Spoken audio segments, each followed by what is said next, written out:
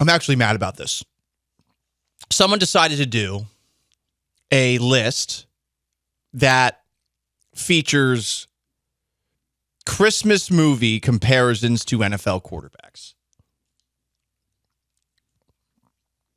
AFC South, C.J. Stroud is Fred Claus from Fred Claus.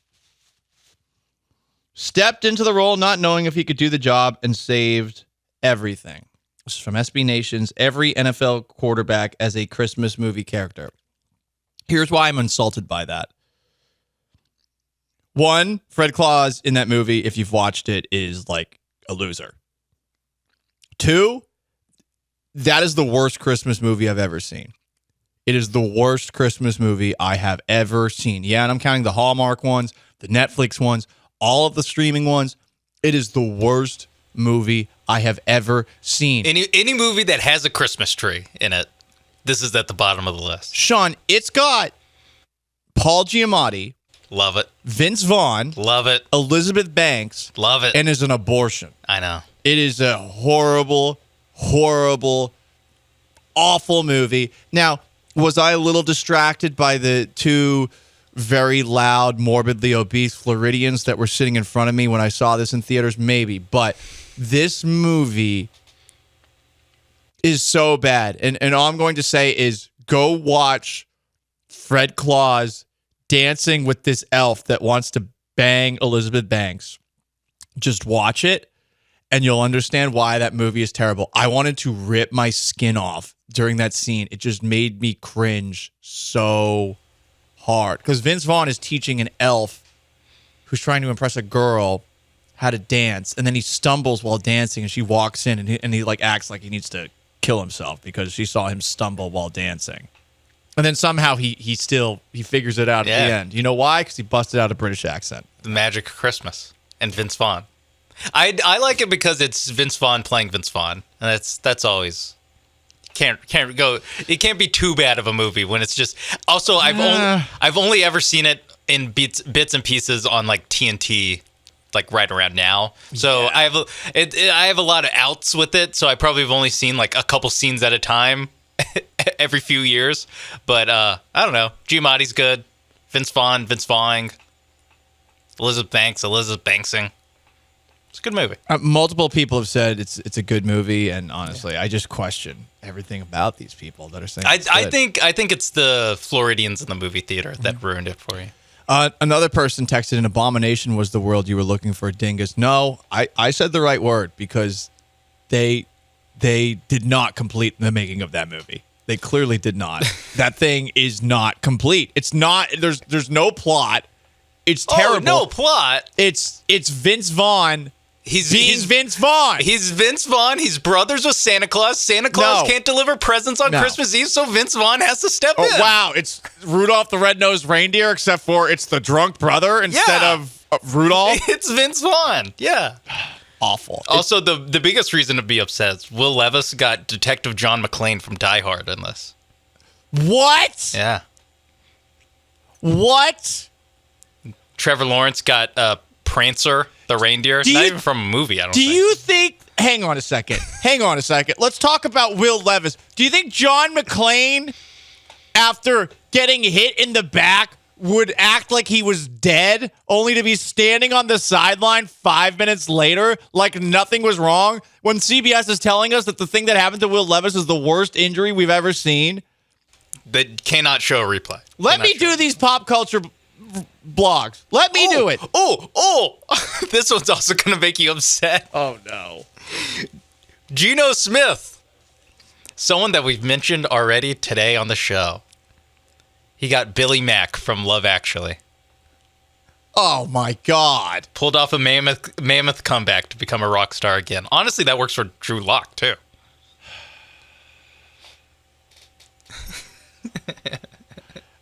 Again? When was Geno Smith a star? I don't know. When has Geno Smith ever been likable? West Virginia?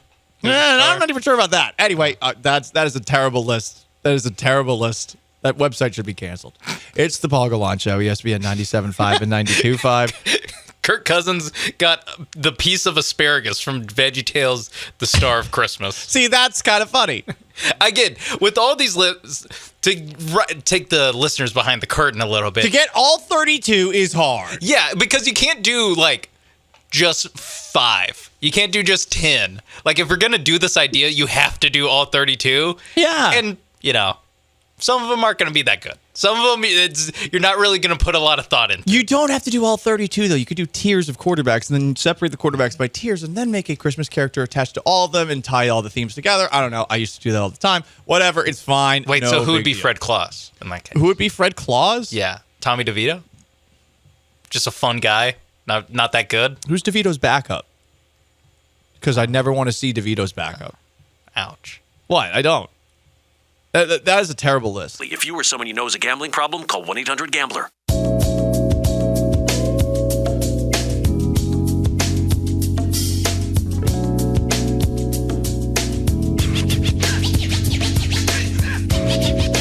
Welcome back to the Veritex Community Bank Studios. Here is your ambiguously gay host, Paul Gallant.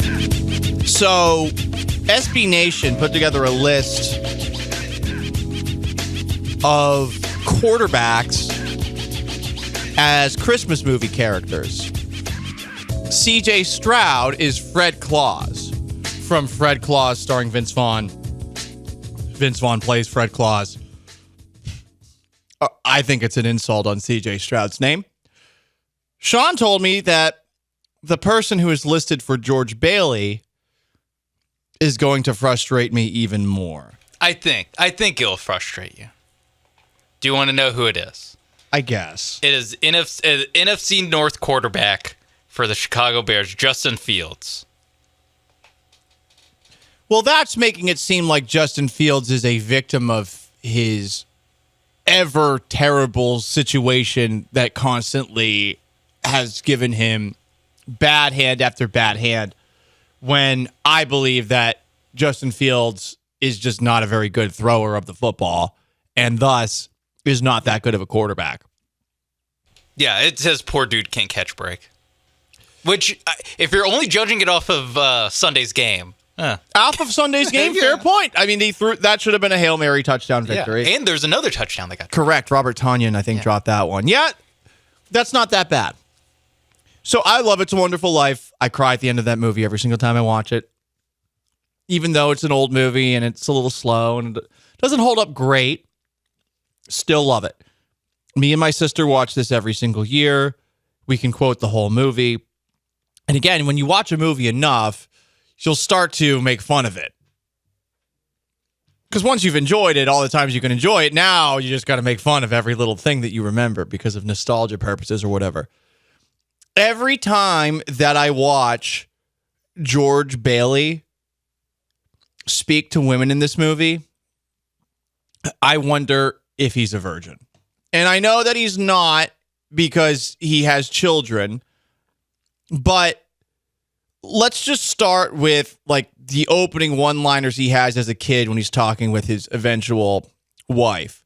Say, brainless, don't you know where coconuts come from? I've been nominated to the National Geographic Society. Someday I'll have a harem, maybe 3 to 4 wives. You'll see. And it's supposed to show that he's got big dreams. And these big dreams are things that he's never actually going to reach, but dreams that he carries with him nonetheless. Dreams that sometimes he thinks about more than the things he should appreciate, which is his family and his friends. But I got to say about George Bailey, the guy in this movie is creepy as hell. Here is George Bailey being creepy, part 1. We have a couple clips of this. I'm not even sure what this was, because honestly, it's been so long since I watched the movie, but I just know that I remember watching this last year, just blind found me tweeting about George Bailey and put this in our rundown. George Bailey being creepy, part 1. How old are you anyway? 18. 18?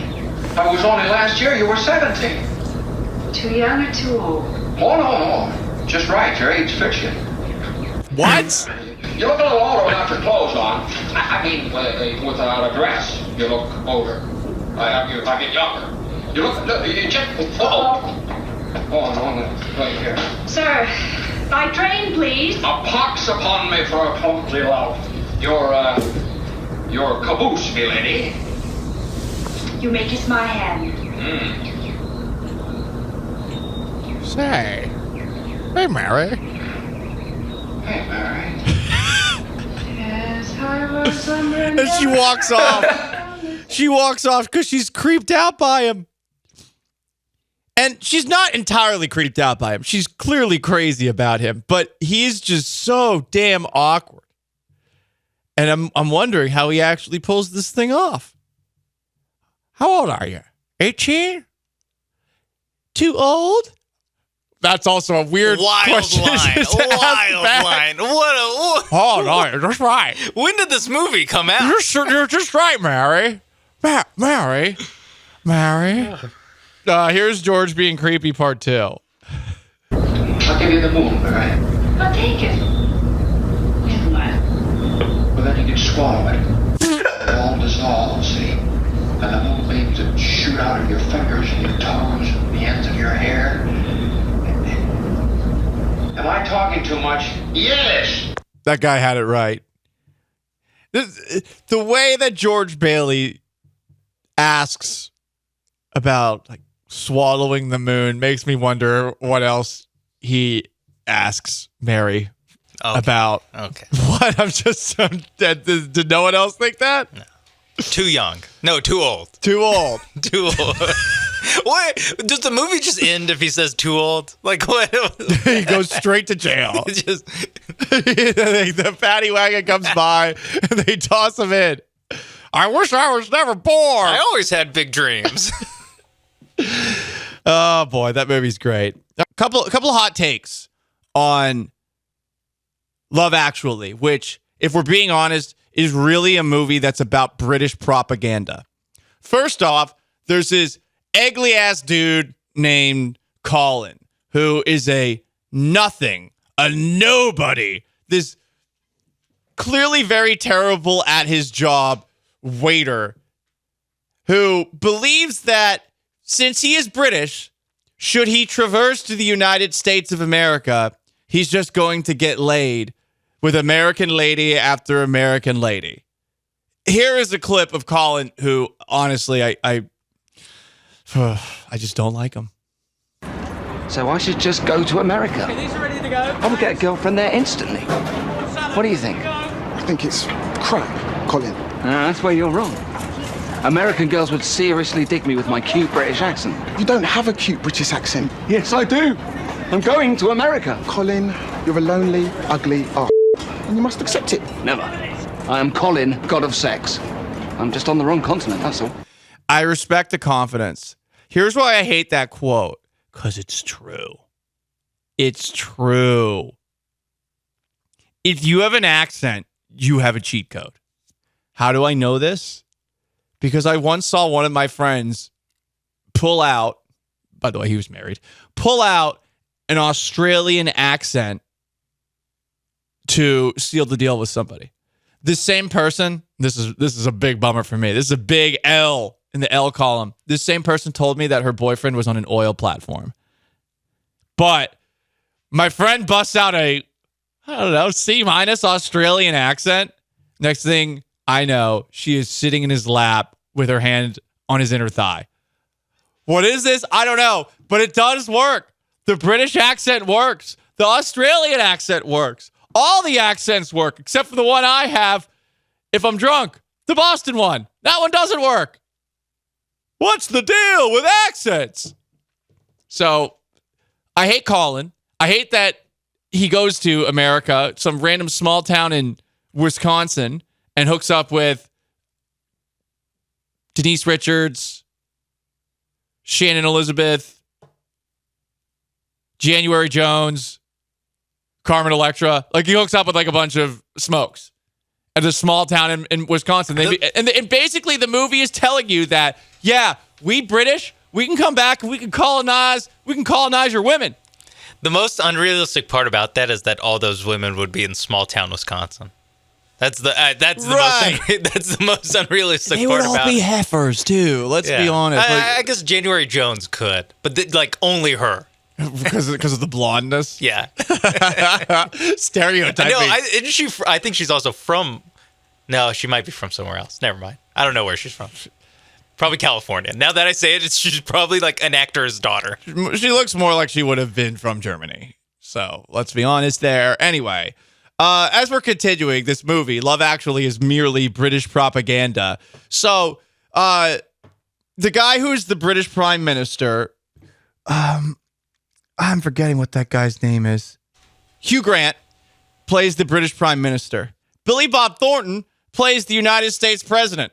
And he makes a move on the very curvy tea lady of the Prime Minister of England. And it leads to England going on this little, the Prime Minister of England going on this little, like, patriotic speech about how England's the best. Which is, it's, what? Because the United States president made a move? This wasn't Bill Clinton. What, all American presidents just try to bang everything that moves because of Bill Clinton and JFK? Here is the Prime Minister of England with more British propaganda in Love Actually. Britain. We may be a small country, but we're a great one too. Country of Shakespeare, Churchill, the Beatles, Sean Connery, Harry Potter, David Beckham's right foot, David Beckham's left foot coming out. A friend who bullies us is no longer a friend. And since bullies only respond to strength, from now onward, I will be prepared to be much stronger. And the president should be prepared for that. Get out of here. England's gonna play tough with the United States. Sorry, you're no longer an empire. We are, bitch.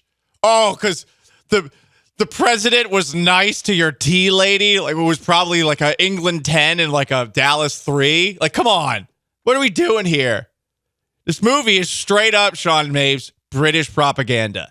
That is good casting, though, for Hugh Grant as British Prime Minister and Billy Bob Thornton as the president of the United States. Especially because this movie was probably made when either Bill Clinton, I imagine Billy Bob Thornton is like a Bill Clinton proxy, or it might have been early George Bush, which I'm sure over in England, they're like, okay, so they just elect like the biggest hick they can find to be president. So it's a combination of both. I'm just saying back-to-back presidents from Arkansas and Texas. I understand why they're like, I don't know, let's put Billy Bob Thornton in this movie.